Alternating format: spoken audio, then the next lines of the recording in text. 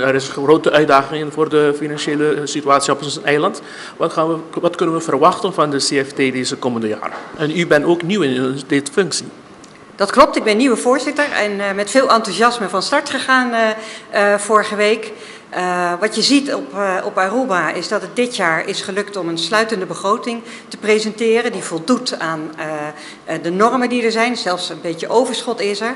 En dat biedt een heel goed perspectief om verder ook te investeren in economische ontwikkeling en duurzame groei van het eiland.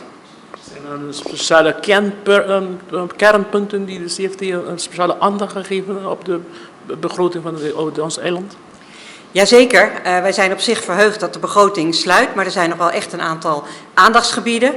Zo is de raming wel heel optimistisch en is er ook echt wel een grote rentelast die drukt op die begroting. En met de stijgende renteontwikkeling wereldwijd is dat natuurlijk toch heel kwetsbaar. En wij denken dat er nog meer gedaan kan worden om de belastingontvangsten verder te vergroten, waardoor er ook wat meer ruimte op de begroting kan ontstaan om de risico's af te dekken. Zie je dat er genoeg ruimte is in de Arubaanse economie voor het terugbetalen van alle coronapandemie leningen die werden voldaan? Ja, daar moet natuurlijk goed naar gekeken worden en dat is ook wel een politieke discussie, zeg ik in alle eerlijkheid, waar het land Aruba ook met het land Nederland verdere onderhandelingen over voert. Nou, wij hebben een wettelijke taak uit te voeren als CFT, dus wij toetsen aan de begrotingsnormen zoals die in de regelgeving zijn opgenomen. Streng maar rechtvaardig, dat doen we op een zorgvuldige wijze.